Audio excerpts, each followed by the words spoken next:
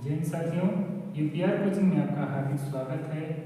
और आज हम संधि का दूसरा पढ़ेंगे, ठीक ना। पार्ट नंबर दूसरा पढ़ेंगे और हम जानेंगे संधि। संधि के बारे में हम लोग पढ़ चुके हैं कि संधि के कितने भेद हैं। पुनः एक बार आपको रिवीजन करा देते हैं, ठीक है। तो देखिए साथियों, हम सबसे पहले जानेंगे संधि।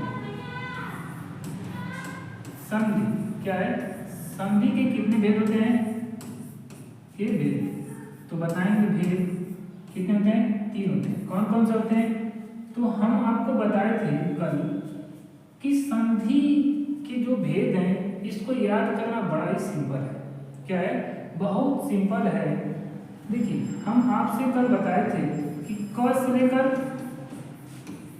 अज्ञा तक, क्या है, क से लेकर अज्ञा तक यदि हमको याद है और अ से लेकर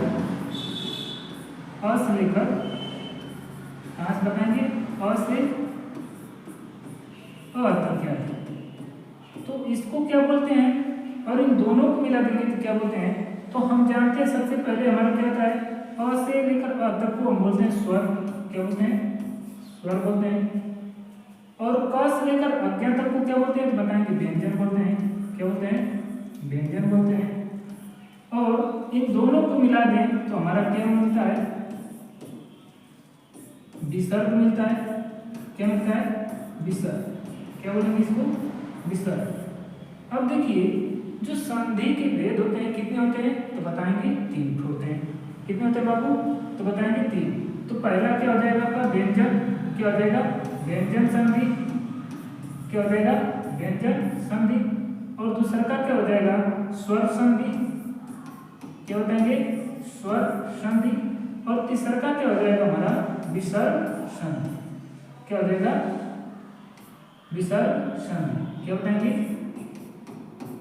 ये हमारा तीसरा कंप्लीट हो, ठीक है। अब देखिए, जो स्वर संधि है, व्यंजन संधि और विसर्ग संधि है, इन तीनों के अलग अलग पार्ट होते हैं, ठीक है। तो हम देख रहे हैं स्वर संधि। पहला नंबर क्या आएगा? स्वर संधि जो होता है, स्वर संधि क्या है?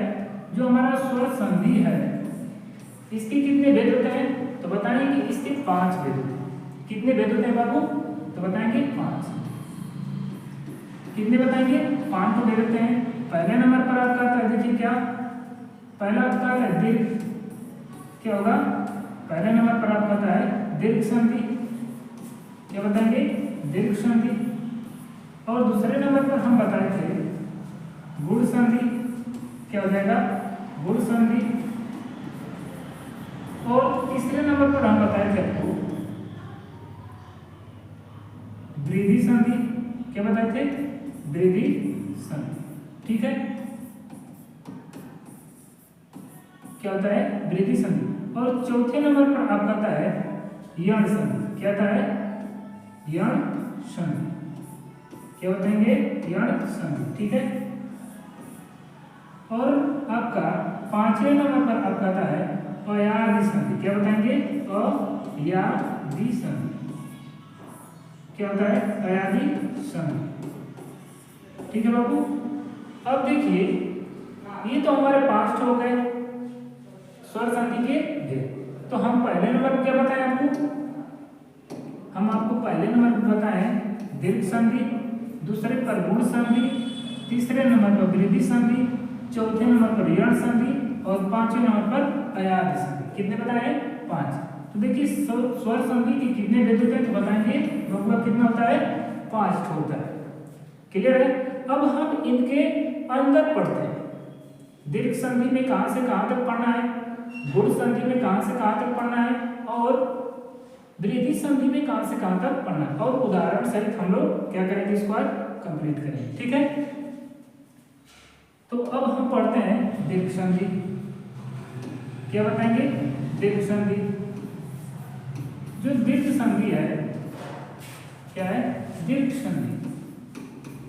दीर्घ संधि में हमें कुछ ज्यादा याद नहीं करना है। क्या है? दीर्घ संधि में हमें कुछ ज्यादा याद नहीं करना। क्या है? देखिए, अ पहला नंबर क्या है? अ, फिर आ, फिर क्या आएगा ई, फिर ई, ठीक है।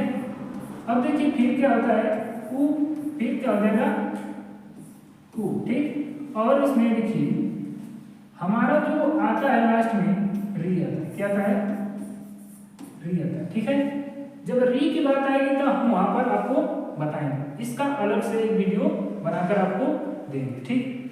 तो सबसे पहले हम जानते हैं कि जब अ यानी कि जब अ और आ मिलेगा तो क्या बनेगा।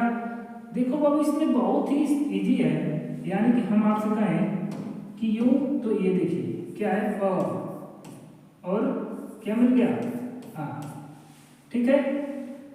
अगर कभी भी इन दोनों से यानी कि अ टकराता है तो किसका निर्माण करता है, तो हम बताएंगे आ का निर्माण करता है, किसका आ का। या कभी हम ये कहें आ इससे और इससे मिलकर जब बनता है तो किसका निर्माण करता है, तो बताएंगे आ का, किसका। और इन दोनों का मात्रा क्या हो जाएगा, आ का मात्रा इस तरह होता है, ठीक है।